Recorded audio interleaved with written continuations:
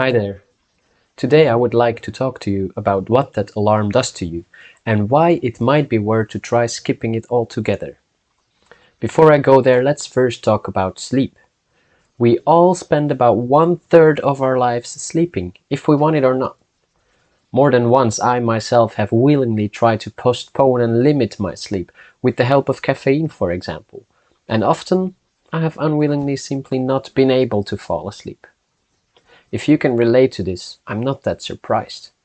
If you cannot relate, you actually belong to a minority. As Matthew Walker states in his book, 2/3 of adults throughout all developed nations fail to obtain the recommended 8 hours of nightly sleep. So what is this very important thing called sleep actually?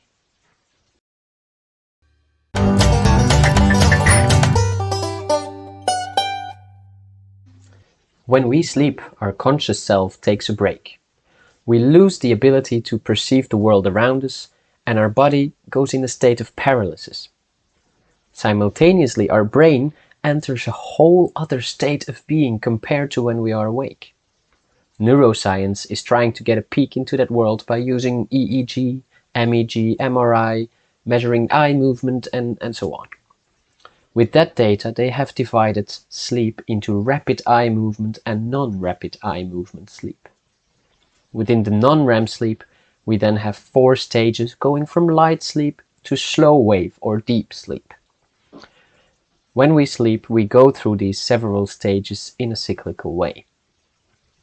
Getting tired and sleepy is affected by 2 processes. Process S regulates the homeostasis in our body. This means basically that your body will increasingly add sleep-inducing substances in the brain as you stay awake longer and longer. Process C refers to the circadian rhythm, often also called the inner biological clock. This rhythm coordinates your body temperature, your feeding patterns, your hormonal levels, and so on. To put it simply, it regulates your personal 24-hour rhythm. It can be that you naturally wake up early, feel very energetic in the morning, and you get tired around 10 p.m. maybe. But it can also be that you do not feel any need to sleep before midnight or even later. Whether you are an early bird or a night owl, or anything in between, is genetically determined, and in science it is called your chronotype.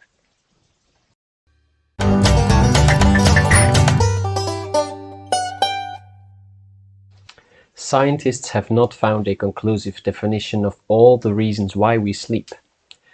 But we do know, however, that sleep serves an essential role to our general health and our well-being. And through experimenting with disrupting the sleep, for example, they have also discovered that sleep is essential for learning. While we are awake, we make new neuronal connections. This information is actively altered, restructured, and strengthened during sleep.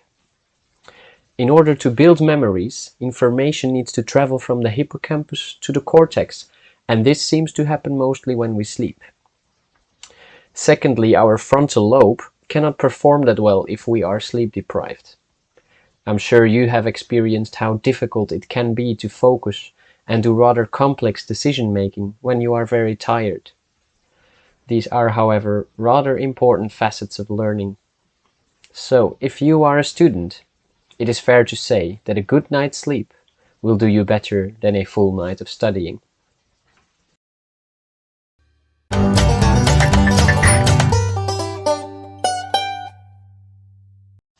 When we are woken up by an external signal, there is a sudden and significant increase in blood pressure, which is not seen when people wake up spontaneously. Participants in studies have shown also that self-awakening reduced the amount of sleep inertia. This is the feeling of feeling still very tired after being woken up.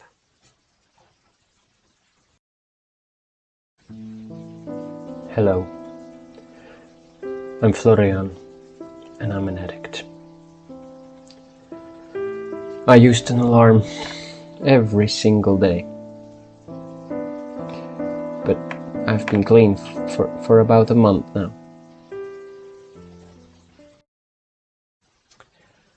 I I did stop using an alarm, and honestly it's been wonderful.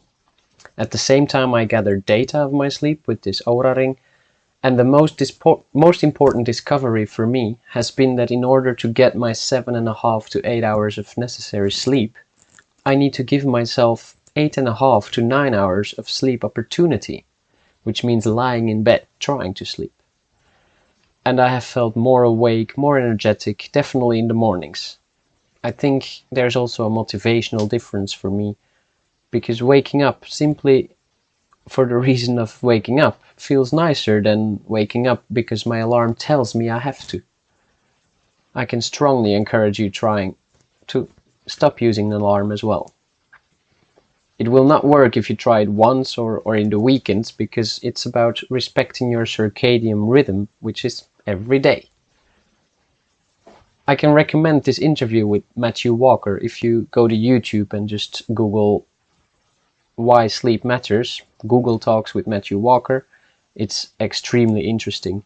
And if you want more detailed information about any of the concepts that I talked about, check out the reference list in the description. Thanks for watching, sleep well, and more importantly, wake up well.